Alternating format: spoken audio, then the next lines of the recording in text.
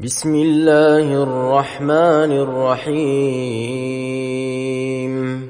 إنما المؤمنون الذين إذا ذكر الله وجلت قلوبهم وإذا تليت عليهم آياته زادتهم إيمانا وعلى ربهم يتوكلون. Assalamualaikum warahmatullahi wabarakatuh. Innal hamdalillah nahmaduhu wa nasta'inuhu wa nastaghfiruh wa na'udzu billahi min shururi anfusina wa min sayyiati a'malina. May yahdihillahu fala mudhillalah wa may yudlil fala hadiyalah. Asyhadu an la ilaha illallah wahdahu la syarikalah wa asyhadu anna Muhammadan abduhu wa rasuluh. Ya ayyuhalladzina amanu taqullaha haqqa tuqatih ولا تموتن إلا وأنتم مسلمون. يا أيها الناس اتقوا ربكم الذي خلقكم من نفس واحدة وخلق منها زوجها وبث منهما رجالا كثيرا ونساء واتقوا الله الذي تساءلون به والأرحام إن الله كان عليكم رقيبا.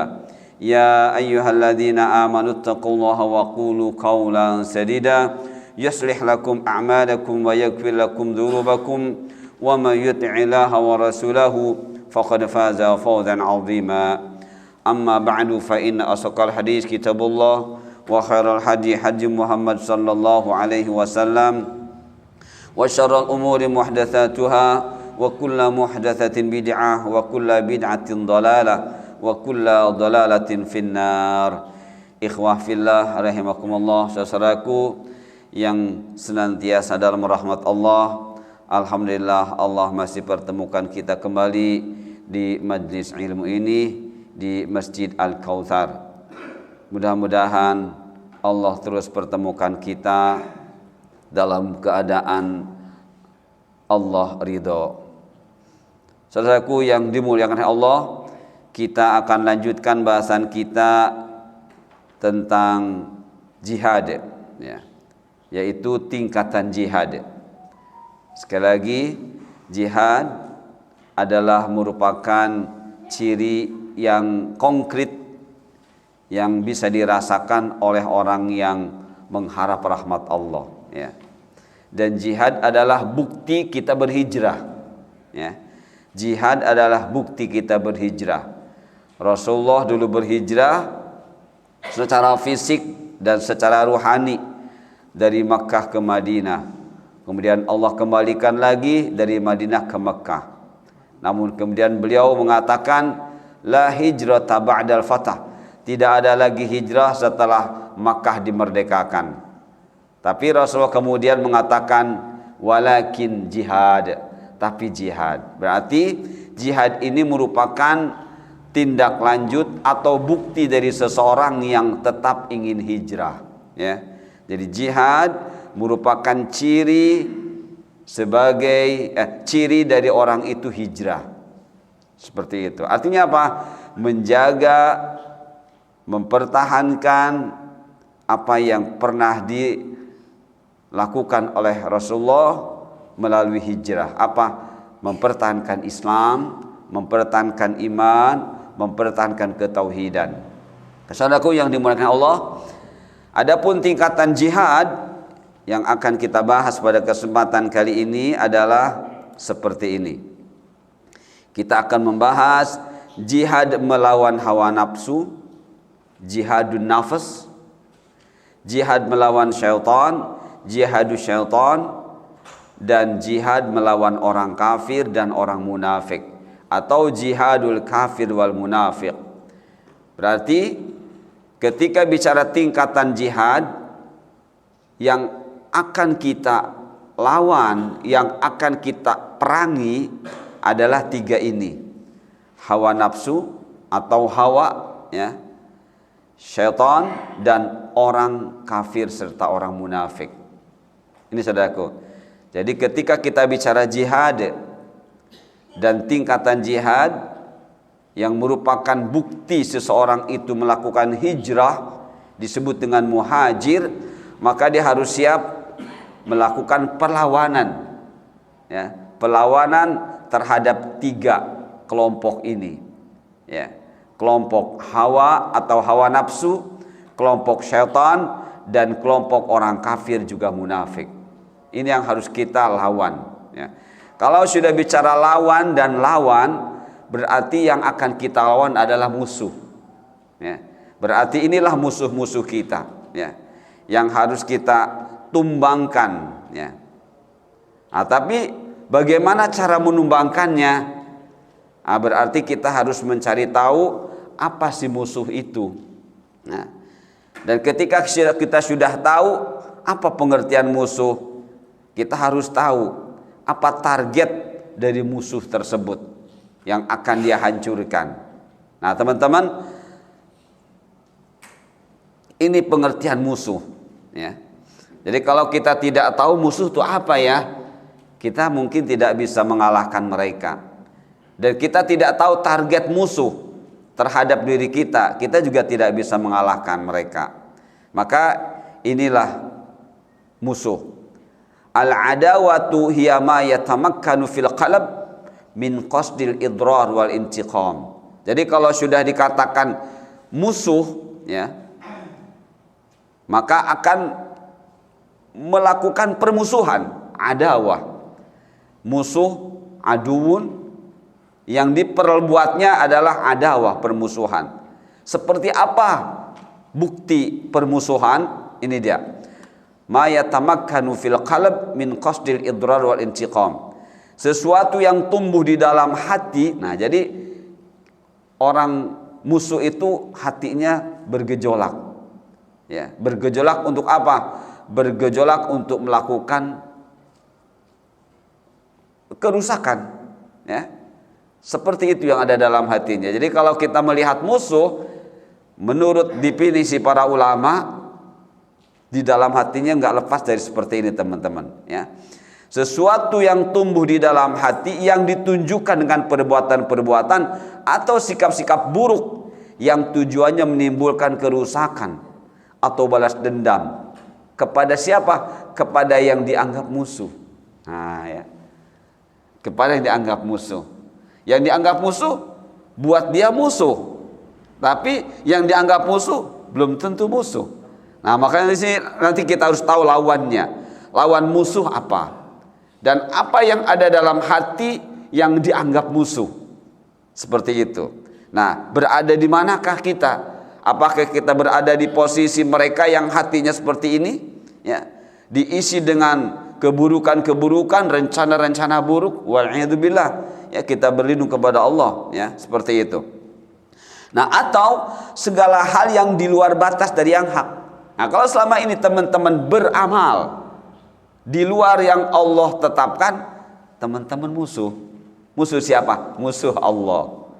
Ya, musuh Allah. Kalau sudah musuh Allah, otomatis musuh hamba-hamba Allah.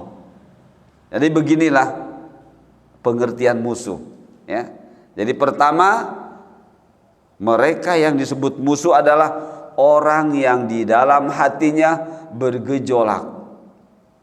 Ingin apa? Ingin melakukan keburukan-keburukan sebagai bentuk balas dendam kepada siapapun yang dianggap musuh oleh mereka. Jadi belum tentu musuh sebenarnya, tapi dianggap musuh, ya. Atau segala hal yang di luar batas dari yang hak. Apapun amal-amal yang dilakukan tapi bukan dalam perintah Allah, dia sudah di luar batas, itu juga musuh. Nah, mudah-mudahan kita tidak memiliki dua hal kondisi ini. Nah, apa penyebabnya, teman-teman? Mengapa mereka jadi memusuhi? Ya. Atau mengapa kita jadi musuh? Nah, ini dia. Penyebab utama timbulnya permusuhan alias dosa, yaitu kesombongan, keserakahan dunia, dan hasad. Ya. Jadi kalau ada orang yang di dalamnya di dalam hatinya ada hasad, ada kesombongan, ada hirs, ada dunia, kecenderungan cinta dunia, itu tidak lepas hatinya akan seperti ini, teman-teman. Yang akan diperbuat seperti ini, ya. Walaupun secara fisik tidak nampak sekali, tapi secara perlahan itu akan nampak. Mana orang yang di dalam hatinya ada kesombongan, ada hasad, ada hirs, akan kelihatan nanti. Ya, seperti itu. Kenapa? Karena Allah tidak zalim. Ya, Allah tidak zalim. Allah menciptakan makhluk ini berpasang-pasangan. Maka lambat laun pasangan itu akan kelihatan. Jadi inilah ketika kita ingin mengetahui, ingin paham apa itu musuh, apa itu permusuhan. Ya. Nah, kemudian lihat ayat 112 surah Al-An'am.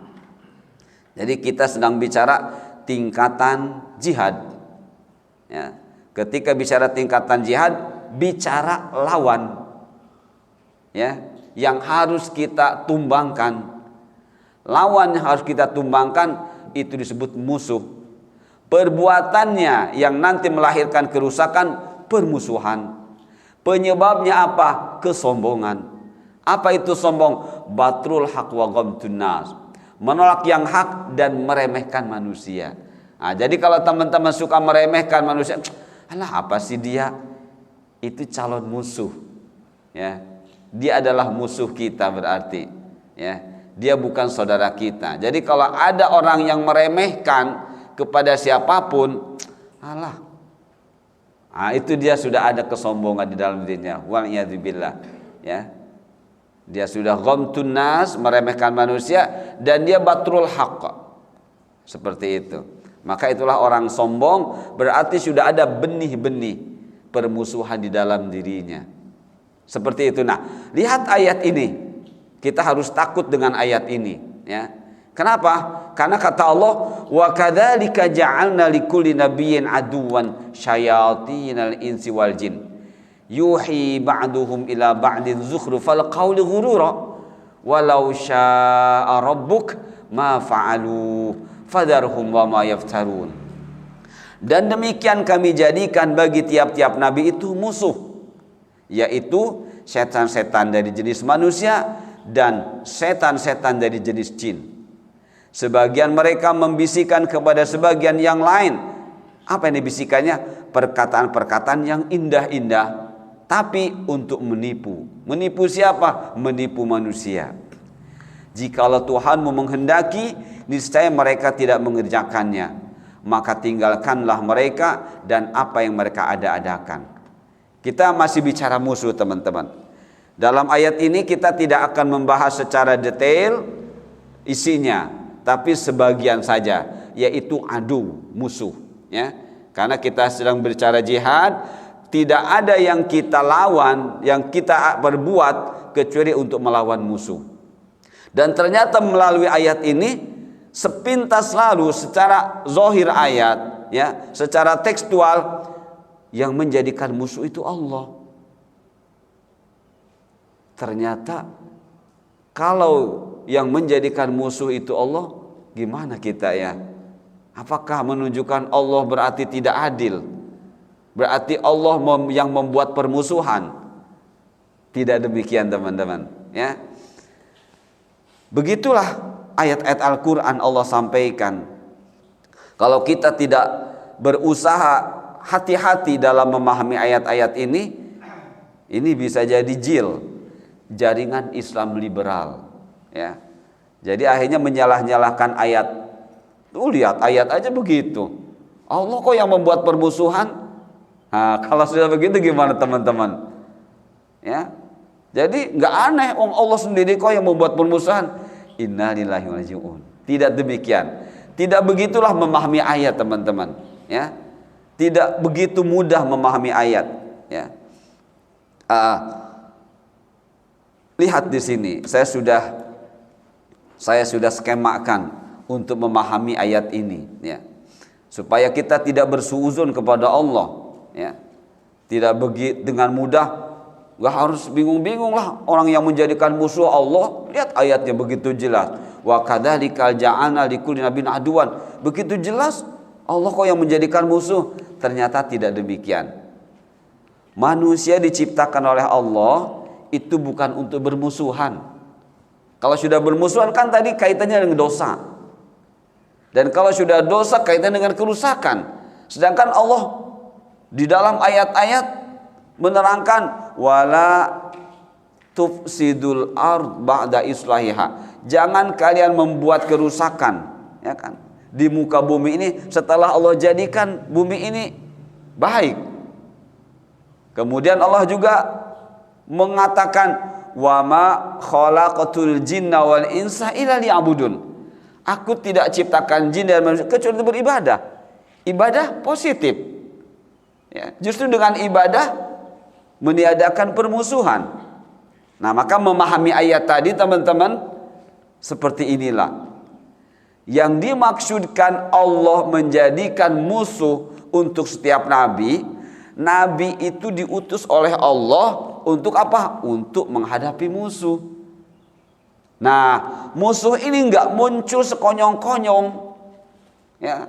Tapi apa tadi? Adanya kesombongan di dalam hatinya. Kenapa dia sombong? Karena enggak kenal ilmu. Jadi orang yang tidak mengisi hatinya dengan ilmu, itu pasti akan menjadi orang yang sombong. Ya, seperti itu. Nah, makanya yang harus kita pahami adalah bicara takdir, bicara rukun iman. Ya, dalam rukun iman itu ada takdir baik dan takdir buruk. Nah, di manakah adanya permusuhan? Ini teman-teman, ya. Jadi Allah ingin kita ini mengerti tentang takdir dan jangan mengingkari takdir. Ketika seseorang mengingkari takdir, ada seorang sahabat mengatakan, "Kul innani bari'un minhu." Katakan kepada yang mengingkari takdir, katakan kepada dia, "Inni bari'un minhu." Saya berlepas diri dari dia. Berarti orang yang tidak mau mempercayai takdir bukan seorang muslim, bisa mengeluarkan dirinya dari keislaman. Dan orang yang menolak takdir berarti dia tidak percaya dengan bahwa Allahu qad kataba, Allah sudah mencatatnya. Allahu khalaqa, Allah sudah menciptakannya. Allahu alima, Allah mengetahuinya. Allahu sya, Allah menghendaki. Ketika orang tidak percaya dengan takdir, dia menghilangkan apa yang menjadi ketentuan Allah. Dia kafir. Ya, dia kafir. Nah, itu teman-teman. Jadi yang dimaksud Allah menjadikan musuh, inilah rinciannya.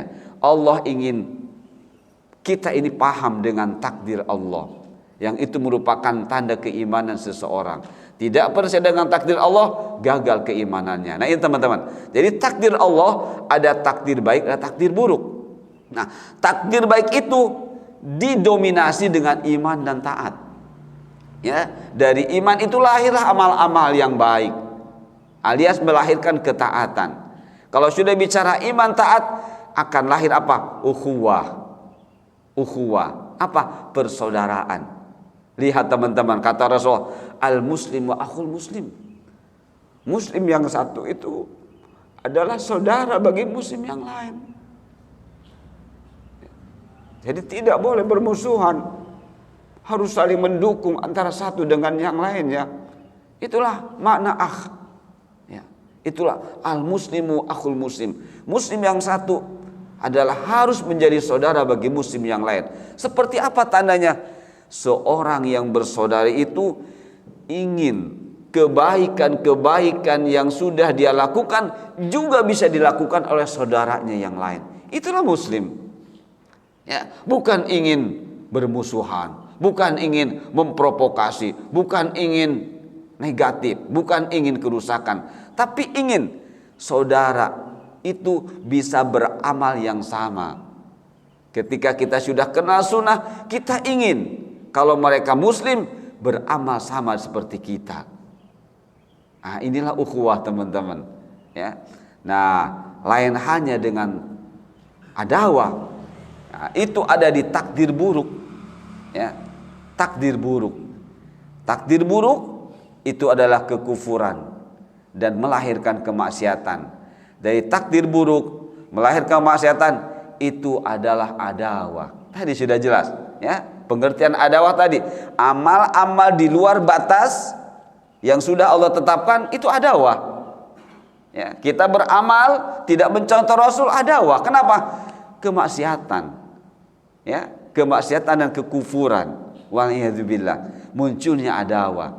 Nah, dari takdir ini Teman-teman, dengan ada takdir baik dan takdir buruk, maka Allah ingin memberitahu kepada kita tentang iradah. Ada istilah iradah kauniyah dan ada iradah syar'iyah. Nah, apa itu iradah kauniyah, teman-teman? Kehendak Allah untuk menciptakan sesuatu, tapi sesuatu yang Allah ciptakan tersebut mungkin dicintai, mungkin tidak. Ya. Bisa Allah cinta, bisa Allah tidak. Karena Allah tidak ada yang mengatur. Ya. Allah menciptakan gunung, Allah letuskan, itu urusan Allah. Allah suka meletuskan gunung, Allah tidak, itu urusan Allah. Ini kauniyah. Jadi ketika bicara iradah kauniyah, bicara apapun yang terjadi di alam ini. Kita nggak menghendaki malam-malam hujan, Allah turunkan hujan. Baik Allah menghendaki, Allah cinta hujan itu diturunkan malam atau tidak, Allah berkehendak. Tidak ada menghalangi. Ya, manusia tidak ada bisa menghalangi. Allah pun, walaupun Allah nggak suka, Allah berkehendak menurunkan, Allah turunkan. Ini takdir kauniyah. Ya. Nah, satu lagi iradah syar'iyah. Allah turunkan agama. Ya.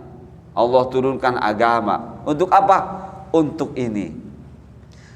Untuk memberitahukan kepada kita bahwa Allah berkehendak untuk menciptakan sesuatu, namun sesuatu itu Allah mencintainya. Ya, Allah mencintainya. Seorang hamba lagi enak-enak sehat, Allah memberikan sakit, tapi Allah mencintainya, memberi sakit kepada hamba ini. Nah, berarti itu iradah syar'iyah. Apa maksudnya? Sakit yang Allah berikan kepada hamba yang Allah cintai ini, Allah ingin sakit itu mendatangkan pahala buat dirinya. Itulah iradah syar'iyah. Maka iradah syar'iyah ini, teman-teman, tidak bisa dipahami kecuali oleh orang yang mengerti hakikat hidup. Jadi iradah syar'iyah tidak bisa dipahami kecuali oleh orang yang mengerti hakikat hidup. Tadi, wa ma khalaqatul jinna wal insa illa liya'budun. Tidaklah aku ciptakan jin, tidaklah aku ciptakan manusia kecuali untuk beribadah. Nah, berarti apapun yang terjadi pada diri kita, walaupun kita tidak suka, ingat iradah syar'iyah. Saya sebagai muslim, saya bukan kafir, apalagi saya mukmin, apalagi saya muhsin. Apa yang dianggap tidak enak buat saya harus menjadikannya ini pahala buat saya. Inilah iradah syar'iyah, teman-teman. Nah, jadi kembali ke ayat tadi, Allah tidak menjadikan permusuhan, tapi Allah menakdirkan adanya takdir baik, takdir buruk. Supaya apa? Supaya Allah bisa membuktikan kemahaadilan Allah. Allah menjadikan makhluk manusia ini makhluk yang istimewa. Ya, Allah ingin memberikan kebaikan-kebaikan kepada yang namanya manusia, tapi dengan cara menghadapi tantangan dulu. Ya, menghadapi tantangan dulu yang Allah perlihatkan kepada hamba-hamba tersebut. Ingin masuk surga, ini tantangannya.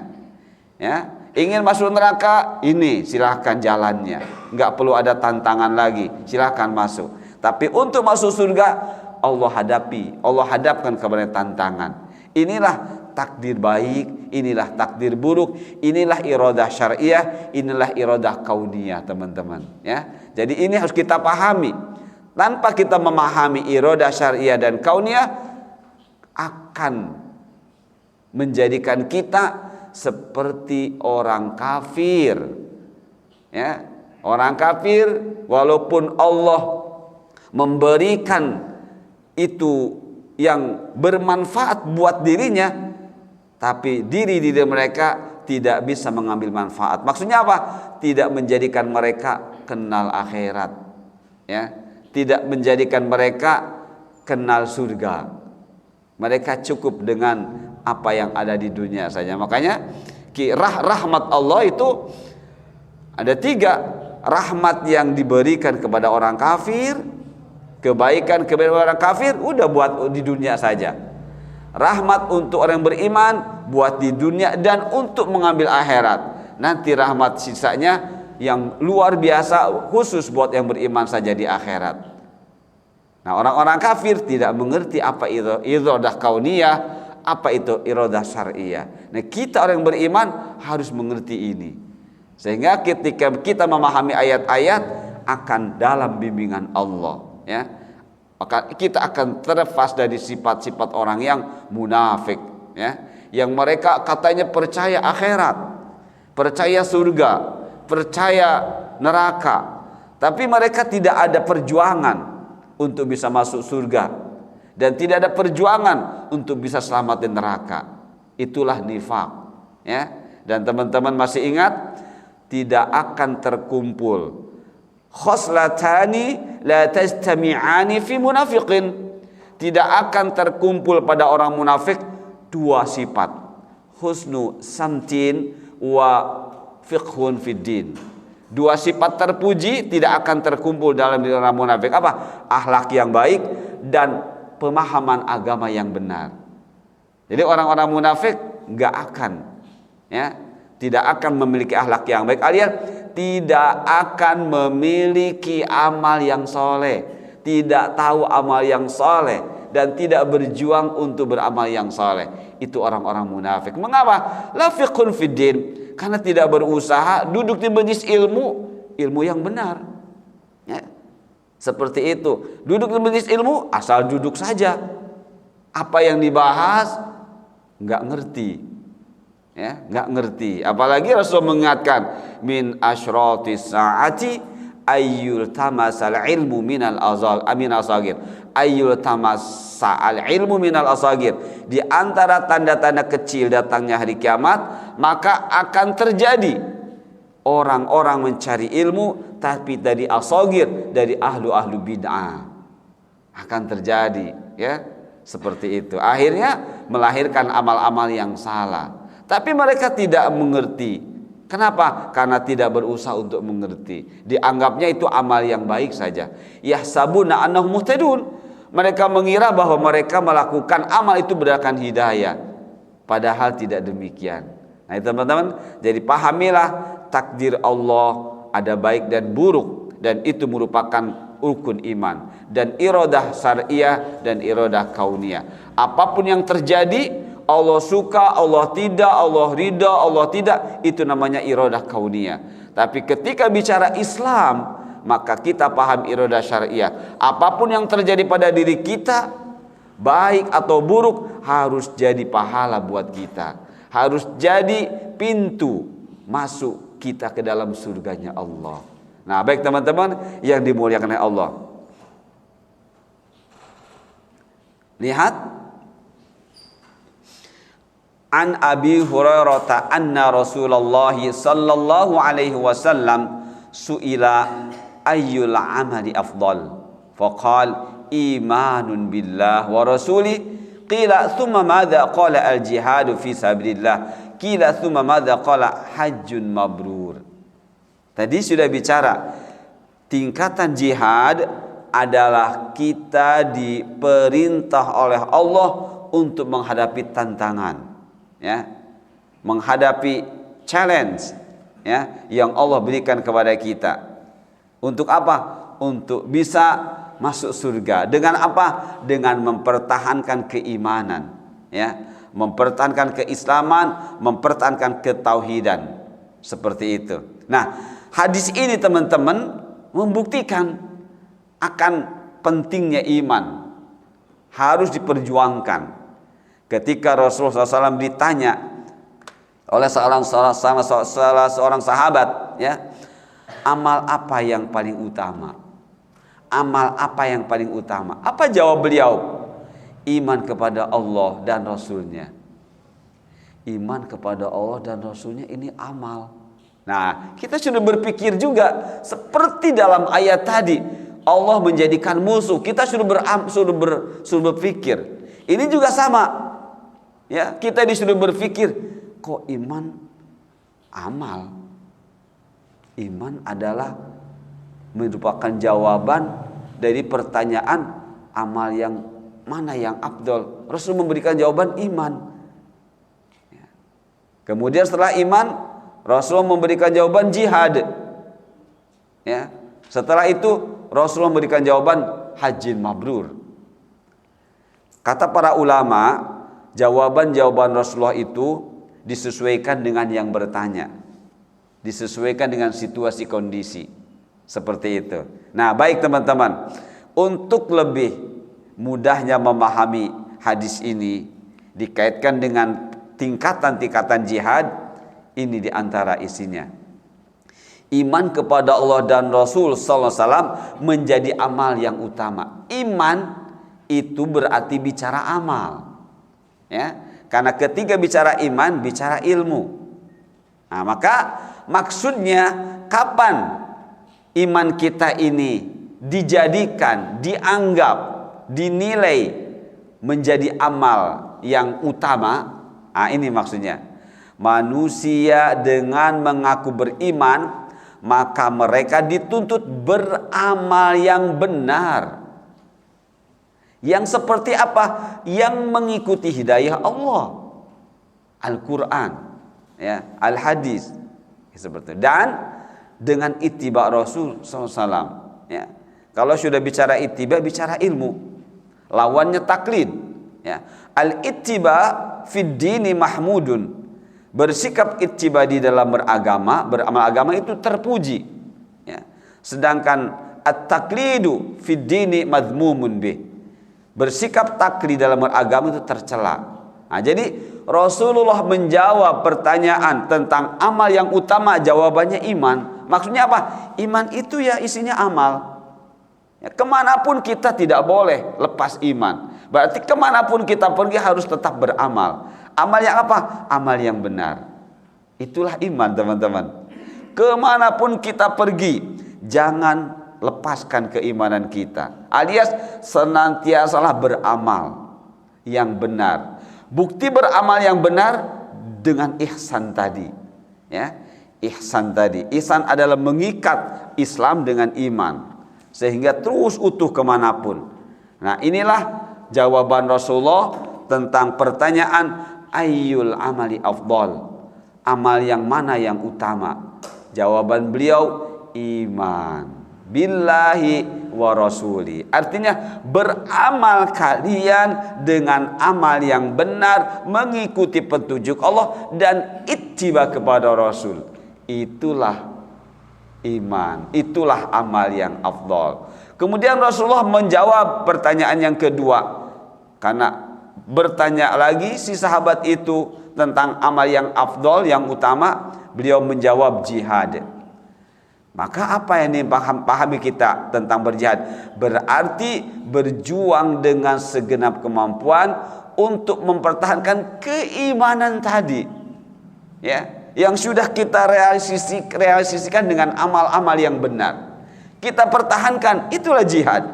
Mempertahankan keimanan dengan amal-amal yang benar. Kemudian meningkatkan kualitas juga kuantitas amal tersebut.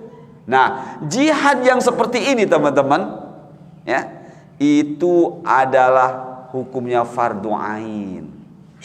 Ya, fardu ain adalah kewajiban yang harus dilakukan oleh setiap kita, setiap individu. Ya. Kalau kita tidak melakukannya, kita akan kehilangan fadail minal amal, amal yang utama. Ya.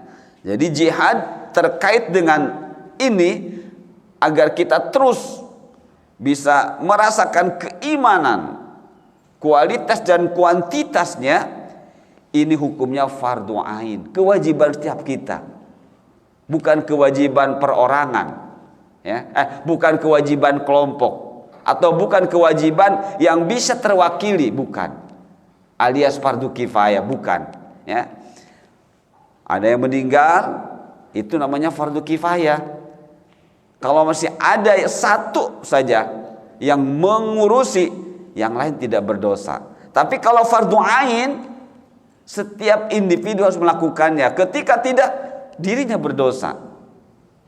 Jadi berjihad mempertahankan keimanan, meningkatkan kualitas dan kuantitas keimanan, itu hukumnya fardu ain, kewajiban setiap individu. Tidak dilakukan berdosa. Dan inilah bisa memberikan benih-benih permusuhan. Ya, ketika seseorang tidak mengerti kalau jihad itu fardu ain, itu akan tumbuh di dalam hatinya benih-benih kesombongan, ya, benih-benih hasad, benih-benih hirs, yang akhirnya permusuhan. Nah, beliau menjawab yang ketiga dari pertanyaan yang sama, ayyul amali afdal, beliau jawab haji. Ya. Tapi kapan haji itu akan menjadi amal utama? Haji akan menjadi amal yang utama bila haji tersebut mabrur. Seperti apa ciri mabrur? Mabrur yaitu tidak riya, tidak sum'ah, tidak ujub, tidak rafas, tidak fusuk, tidak jidal. Ya.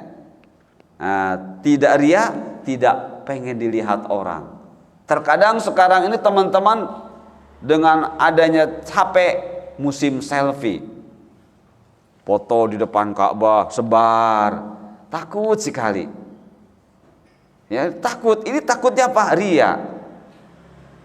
Nanti dikomentari, saya sedang berada di depan Ka'bah, takutnya sum'ah dan ujub. Enggak mabrur. Akhirnya tidak mabrur. Ini kalau sudah begitu, ini sudah masuk ke dalam tiga ini, antara fusuk, rafas dan jidal. Padahal Allah sudah mengingatkan, wa tazawwadu fa inna khairaz zadi taqwa. Kalau engkau mau berhaji, tentu berumrah, berbekalah ketakwaan. Fala rafatha wala fusuqa wala jidala fil hajj wa fil umrah. Enggak boleh dalam haji, dalam umrah, baik sebelum atau ketika atau sepulangnya, jangan ada rafath. Hilangkan pikiran-pikiran porno. Ya, hilangkan pikiran-pikiran kotor. Apapun yang dilihat, jangan dilihat di komentari jelek. Itu namanya rafath. Ya. Yang jelek-jelek sudah tutup. Tidak perlu berkomentar. Nah, ketika ada sesuatu yang enggak cocok, kita berkomentar, itu juga bisa masuk jidal. Enggak cocok makanan, enggak cocok ini, kita berkomentar, itu jidal. Nah, ketika rafas, ketika jidal, itulah fusuk. Fusuk itu apa? Khuruj minat ta'ah, keluar dari ketaatan. Mabrur tidak hajinya? Tidak. Mabrur tidak umrohnya? Tidak. Nah, jadi orang yang mau berhaji, berumroh, hati-hati. Jangan ada rafath, jangan ada fusuk, jangan ada jidal. Jangan banyak komentar tentang hal-hal yang menurut kita nggak bagus. Tapi kita hadapi dengan apa namanya? Dengan ingat, saya ingin haji mabrur, saya ingin umroh mabrurah. Ya, seperti itu teman-teman. Karena pengalaman itu terjadi. Makanan nggak cocok, mencaci maki. Ya, ini udah masuk jidal. Akhirnya mengurangi kualitas ibadah hajinya, umrohnya. Wa'iyadzubillah. Jadi ketika kita berhaji, ketika kita bersiap-siaplah sebelum berangkat, hati-hati dengan rafath, hati-hati dengan fusuk, hati-hati dengan jidal. Ya, terus penuhi dengan ilmu. Telinganya ditutup dari hal-hal yang bisa membuat komentar buruk. Mata pun demikian semuanya. 3 panca indera yang bisa menjadikan kita memberikan komentar-komentar buruk, hilangkan, tutupi. Nah, teman-teman. Nah, inilah hadis yang mengingatkan kita tentang pentingnya berjihad. Ya, seperti itu. Kemudian saya baca artinya. Dari Abu Hurairah, ia berkata, ditanyakan kepada Nabi sallallahu alaihi wasallam, amalan apa yang pahalanya sama dengan pahala jihad fisabilillah. Jadi pahala jihad itu kan mati syahid. Ya, mati syahid. Seperti itu. Nah, ketika Rasulullah SAW ditanya tentang pahala yang sama dengan pahala jihad fisabilillah, beliau menjawab, kalian tidak mampu. Nah, yang bertanya itu bertanya lagi.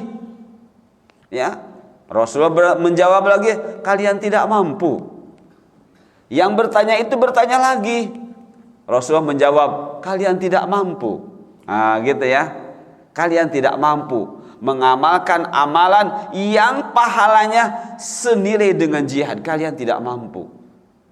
Mengapa tidak mampu? Maka kemudian beliau baru menjawab, perumpamaan mujahid fisabilillah.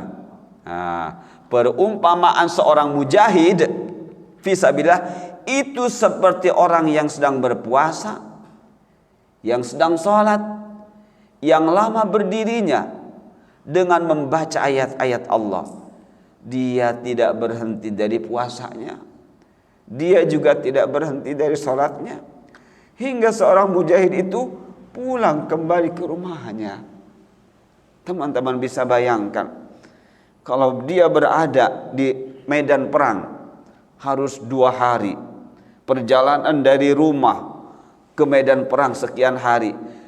Orang yang beramal ingin seperti mujahid, dia di rumah sholat dan puasa selama mujahid belum pulang ke rumahnya.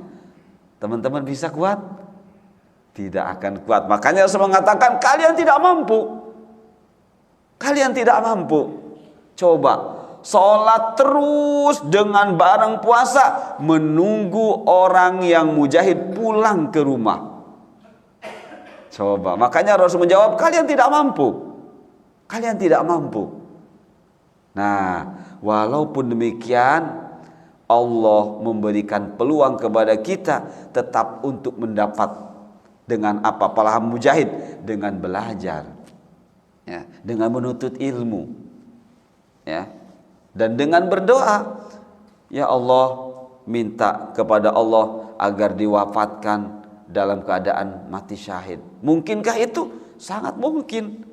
Ya, yang penting kita terus minta kepada Allah. Nah itu teman-teman ya. Jadi tidak mudah menjadi mujahid ini. Ya, termasuk nuntut ilmu itu banyak gangguannya. Ya, entah tidak suka kepada orang yang menyampaikannya, kan begitu.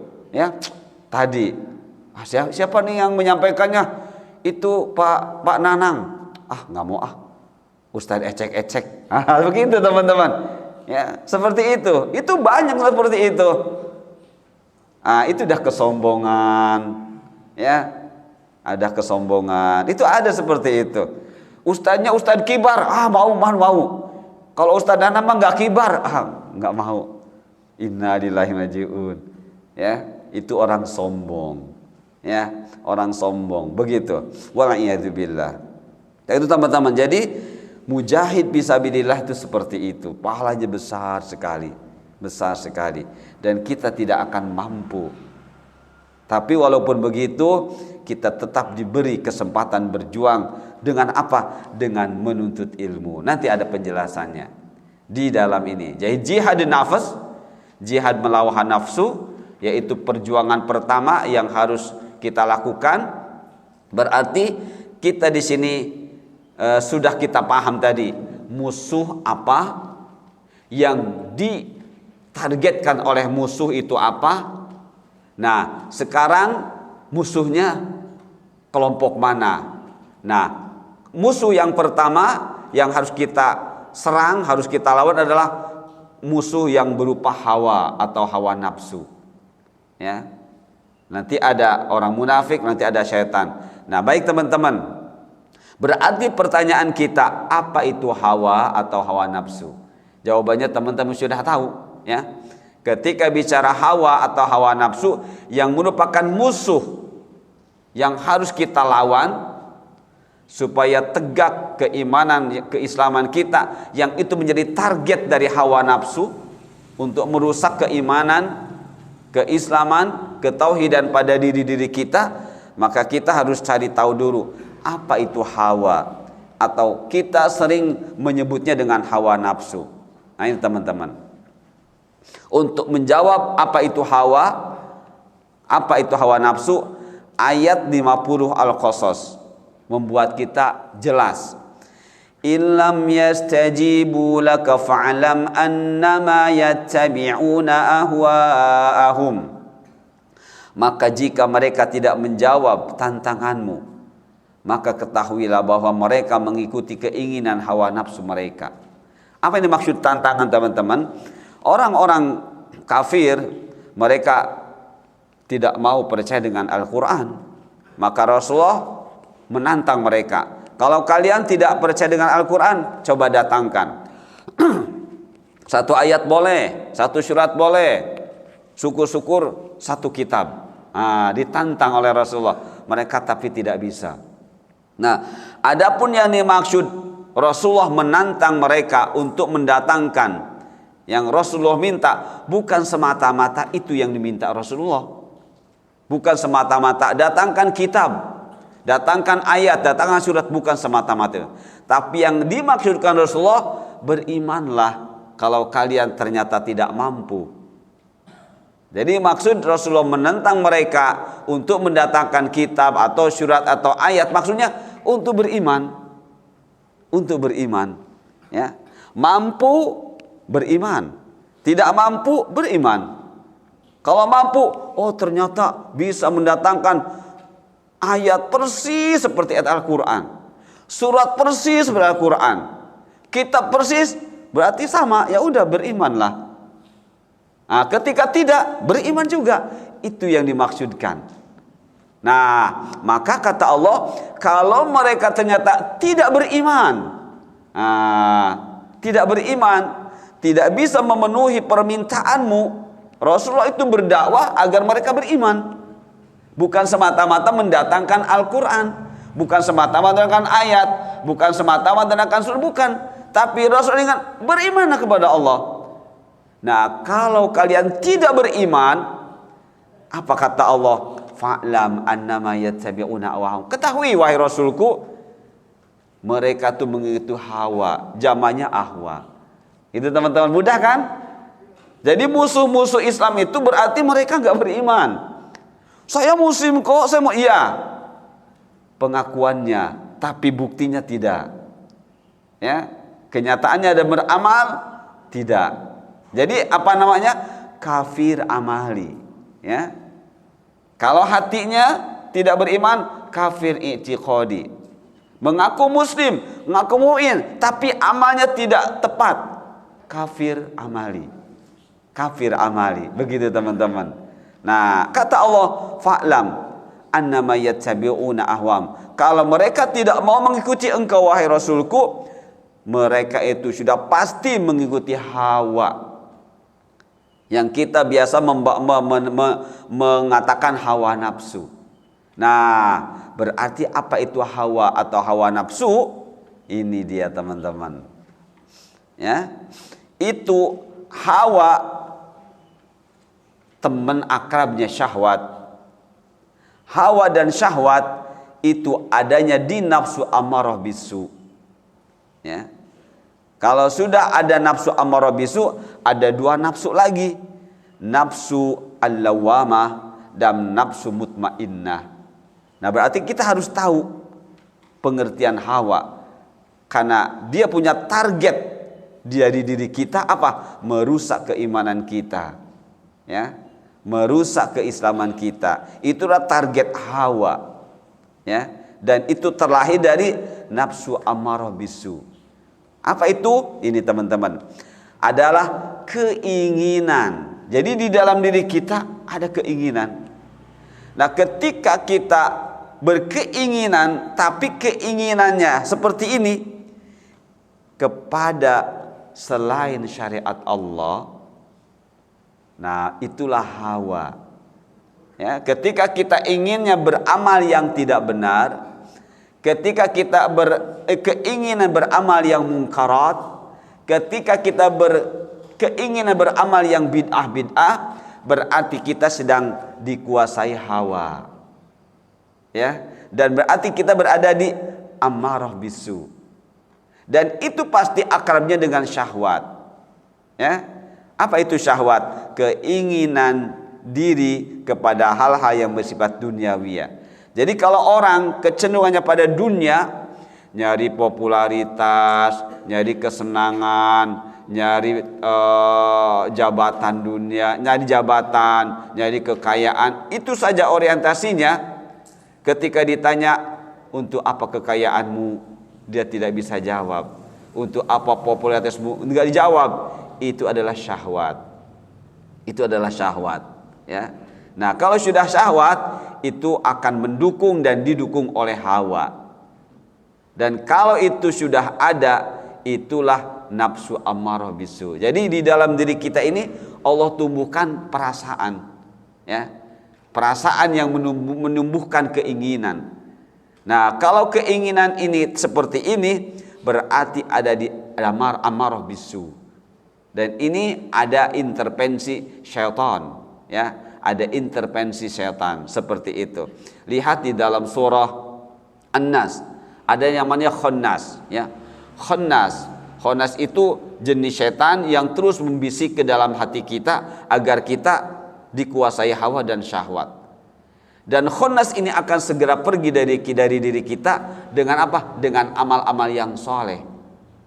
Dengan amal-amal yang soleh, ya, seperti itu. Makanya tadi ketika bicara iman, bicara amal yang benar, ya, bicara amal yang benar. Ketika selalu menjaga diri kita waktu-waktu dengan amal yang benar, insya Allah khannas akan terus pergi dari kita.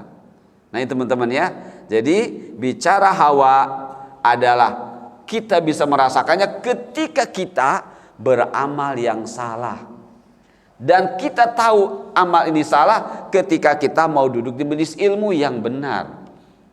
Ya, kalau kita tidak pernah bisa menseleksi ilmu karena tidak pernah ditumbuhkan dari diri kita lubun, yang benar yang mana ya?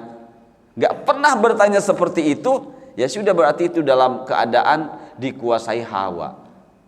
Ya, sekali lagi, kalau kita tidak pernah mau membuka pintu untuk bertanya yang benar yang mana sih, maka selama itu pula kita dalam hawa.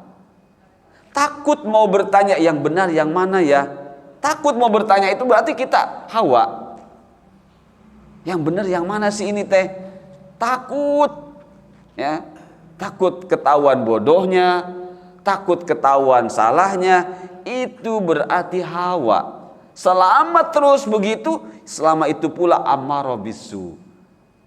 Wa'iyadzubillah. Nah, jadi kalau sudah bicara nafsu ammarah bisu, maka kita tidak boleh melupakan nafsu lawwamah dan nafsu mutmainnah. Karena inilah pasangannya. Ya. Nah, jadi kalau ingin tahu nafsu ammarah bisu kita hilang dari diri kita, nafsu lawwamah apa? Menyesali. Oh, ternyata selama ini saya salah ya. Oh, selama ini berarti saya kurang ya. Oh, selama ini berarti saya tidak peduli ya. Itu berarti lawwamah. Dan itu berarti dalam nafsu yang positif. Jadi dua nafsu ini positif, teman-teman. Ya, lawwamah dan mutmainnah. Dan inilah yang nanti akan disambut oleh Allah. Seorang hamba yang sudah di dalam dirinya nafsu mutmainnah, Allah sambut dalam kematiannya. Ya ayyatuhan nafsul mutmainnah, irji'i ila rabbiki radiyatan mardiyah, fadkhuli fi ibadi wadkhuli jannati. Ya, wahai nafsu yang mutmainnah, yang sudah penuh dengan ketaatan, ya, yang sudah taat, irji'i ila rabbik, segeralah engkau kembali kepada Rabbmu, ya. Radiyatan mardiyah, dalam keadaan ridho dan diridhoi. Fadkhuli fi ibadi, ayo bergabung segera dengan hamba-hambaku yang sudah seperti engkau. Wadkhuli jannati, dan masuklah ke dalam surgaku. Itu teman-teman, ya. Jadi maka mari kita perjuangkan, ya, agar kita berada di nafsu mutmainnah yang tahapannya harus melalui nafsu lawwamah dulu. Dan Allah akan terus uji kita dengan ammarah bisu, ya, seperti itu. Hawa dan syahwat. Nah, baik teman-teman, sedikit lagi. Bagaimana melawan nafsu? Ya, kita kan sedang bicara musuh. Jadi nafsu ammarah bisu itulah lawan kita, musuh kita. Dan kita harus melawannya. Nah, bagaimana melawan nafsu atau ammarah bisu? Melawan nafsu ammarah bisu adalah dengan mempelajari ilmu syar'i atau bertafaqquh fid din. Ya, atau bertafaqquh fid din. Jadi tanpa mau bertafaqquh fid din alias tanpa mau mengenal ilmu syar'i, maka kita tidak akan merasakan kalau kita ini sedang melawan nafsu ammarah bisu. Tadi hadis sudah jelas. Khoslatani la tajtami'ani fi munafiqin, ya. Husnu samtin wa fiqhun fid din. Dua sifat yang tidak akan tumbuh pada diri orang yang sudah terpapar nifaq, ya, yaitu husnu samtin, akhlak yang baik. Maksudnya beramal yang benar. Wala fiqhun fid din, dan tidak ada ilmu pada dirinya, ilmu yang benar. Jadi kalau sudah tidak ada ilmu yang benar, ya tidak akan bisa beramal yang saleh. Apalagi kata Abu Hurairah, man lam yara anna kalamahu min amali wa anna khuluqahu min dini halaka wa huwa la yash'ur. Barang siapa yang tidak menganggap bahwa ucapan itu adalah amalnya dan akhlaknya adalah agamanya, hancurlah dia. Jadi kita berkata-kata ini akhlak kita, ya. Kita bergerak tangan, bergerak kaki, ya, dapat pahala, itu amal kita. Jadi amal-amal kita nggak lepas dari lisan dan gerakan badan, nggak lepas dari itu. Ketika kita bicara yang jelek-jelek terus, mencaci, memaki dan sebagainya, berarti menunjukkan akhlak kita buruk, alias agama kita buruk. Ya, agama kita buruk. Jadi gampang teman-teman melihat diri kita atau orang lain agama sedang buruk, itu lisannya caci maki terus, ya, menggibah, menghasut, itu tanda agamanya sedang buruk. Ya, karena apa? Lisan adalah amal. Ya, lisan adalah amal dan amal adalah akhlak buat agama kita. Wal'iyadzubillah. Jadi bagaimana kita melawan nafsu ammarah bisu? Melawan nafsu ammarah bisu adalah dengan mempelajari ilmu syar'i atau bertafaqquh fid din. Mana perintahnya? Ini perintahnya. Wa ma kana al-mu'minuna liyanfiru kaffah falawla nafara min kulli firqatin minhum ta'ifatul liyatafaqahu fid din waliyudhiru qaumahum idza raja'u ilaihim la'allahum yahdharun. Dan tidak sepatutnya orang-orang yang beriman itu semuanya pergi ke medan perang. Ya. Mengapa sebagian dari setiap golongan di antara mereka tidak pergi untuk memperdalam pengetahuan agama dan untuk memberi peringatan kepada kaumnya apabila mereka telah kembali kepada mereka agar mereka dapat menjaga dirinya. Nah, ini teman-teman ya. Jadi dari ayat ini Allah memberitahu tentang hukum berjihad. Ya, berjihad dengan menenteng senjata di medan perang itu adalah fardu kifayah. Ya. Sedangkan untuk belajar ilmu agama fardu ain. Ya. Menenteng senjata ke medan perang fardu kifayah. Ya. Kalau sudah ada yang berperang, kita tidak berkesempatan berperang karena uzur syar'i, ada alasan-alasan yang diterima dalam syariat, kita tidak berdosa. Tapi kalau kita tidak ada uzur, kita dosa. Kita dosa, ya. Fardu kifayah itu. Nah, sedangkan fardu ain tadi kewajiban setiap individu tidak dilaksanakan berdosa. Nah, teman-teman lihat, Jadi dalam ayat ini Allah menerangkan tentang dua jihad. Jihad yang dihukumi dengan fardu kifayah dan jihad yang dihukumi dengan fardu ain. Nah, lihat sedikit lagi. Dari ayat tadi kita bisa menskemakan seperti ini. Jihad, perang adalah jihad, tapi fardu kifayah. Kewajiban yang bisa gugur kalau sudah ada yang melakukan, dan kita tidak melakukan karena beruzur, bukan karena malas.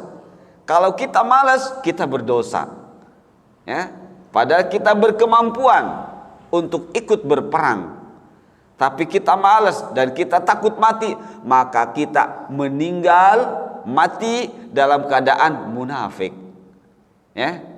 Jadi orang yang punya kemampuan untuk berjihad di medan perang, tapi dia malas, dia takut mati, maka kalau dia meninggal dalam keadaan munafik.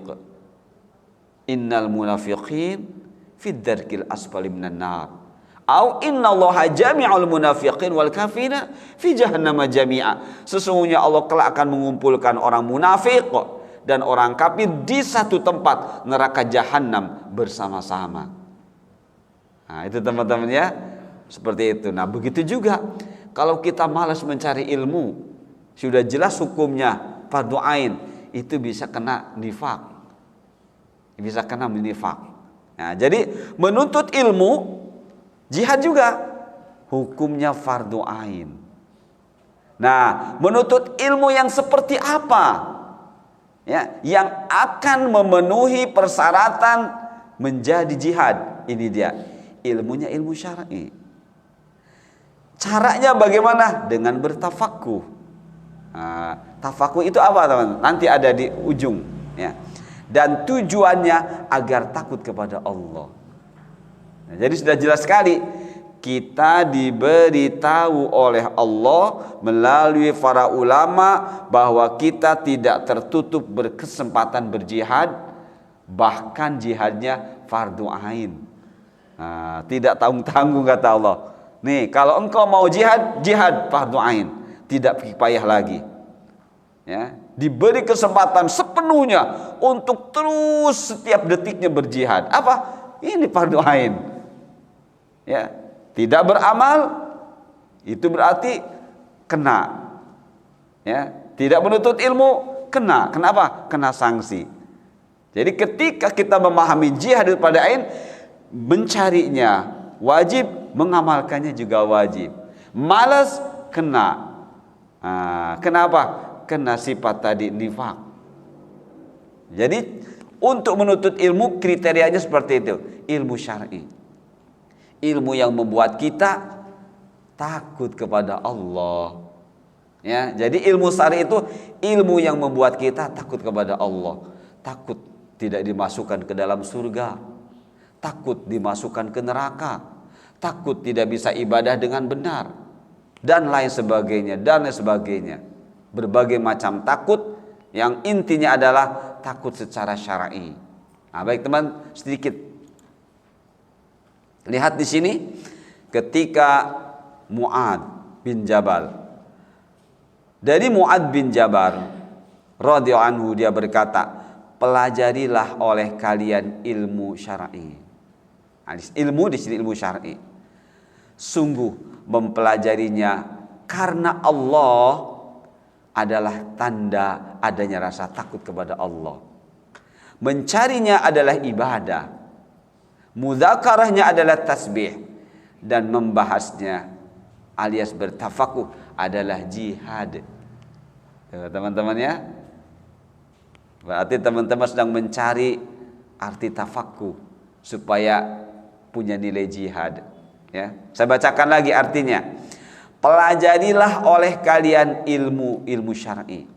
Sesungguhnya mempelajarinya karena Allah adalah tanda adanya rasa takut kepada Allah, khosyah. Dan mencarinya wa talabuhu, itu teman sedang talab, sedang mencari. Ibadatun, ibadah. wa mudzakaratahu, dan memudzakarah sampai rumah teman-teman mengingat kembali, oh ini ammarah bisu, ini mudzakarah namanya. Apa nilainya mudzakarah? Tasbih. Kita sedang bertasbih, sedang mensucikan Allah dan menghilangkan pikiran-pikiran buruk dari kita tentang Allah.